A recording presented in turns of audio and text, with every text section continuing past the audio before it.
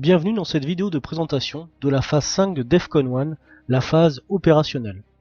Durant cette phase, vous allez successivement redéployer vos navires, bombarder et attaquer avec, avant de redéployer vos unités terrestres et d'attaquer également avec. Je vais simuler une phase complète avec l'Alliance Atlantique, avec le jeu en DEFCON 2.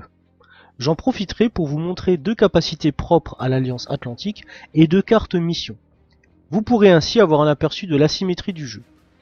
Comme je pars du principe que vous avez regardé les autres vidéos et que vous êtes désormais de véritables experts, je vais vous présenter une phase opérationnelle assez dense pour vous montrer un maximum de possibilités. Commençons par redéployer les flottes. Mon groupe aéronaval situé en Pacifique 5 va remonter en Pacifique 3.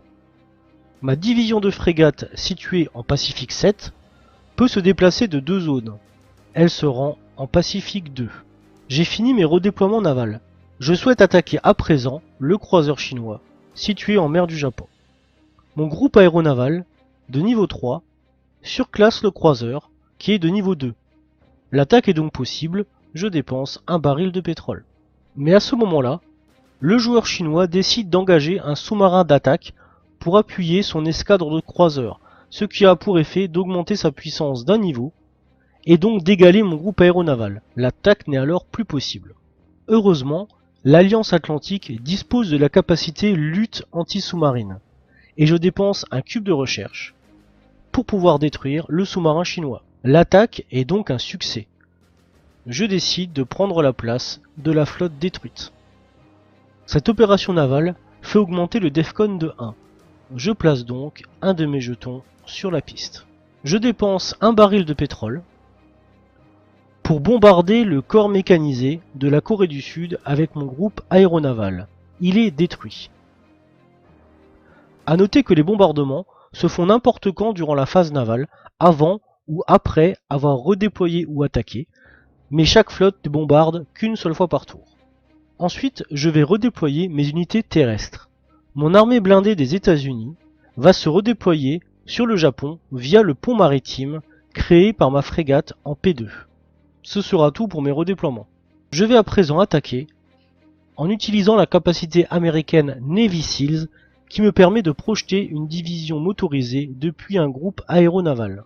Je dépense donc un baril de pétrole et j'envahis la Corée du Sud avec mes Navy Seals. Je place donc un marqueur de contrôle et mon unité. Comme je viens de prendre une zone à un adversaire, le DEFCON augmente de 1.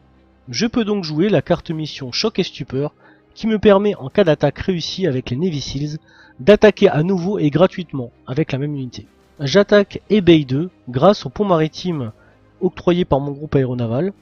Là encore, je place un marqueur de contrôle et j'augmente le DEFCON de 1. Enfin, à partir du Japon et toujours grâce à ma flotte, j'attaque l'armée blindée de la Corée du Nord.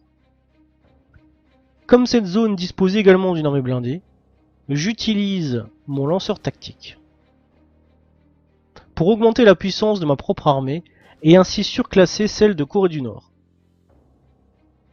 De ce fait, j'ai réussi la mission Guerre de Corée qui me demande de prendre le contrôle des deux Corées. Je peux choisir de prendre le contrôle d'une zone entre la Bouriatie, la Mandchourie ou le Tchoukotka. Je choisis de prendre le contrôle de la Mandchourie car en plus cela a pour effet de détruire l'armée blindée chinoise qui s'y trouve. Là aussi j'augmente le DEFCON de 1. Toutes ces manœuvres m'ont permis de me rapprocher de mon objectif plan MacArthur qui consiste en une attaque massive du bloc chinois. Merci d'avoir regardé cette vidéo et à très bientôt. Je vous rappelle que la campagne débutera le 1er février, on compte sur vous.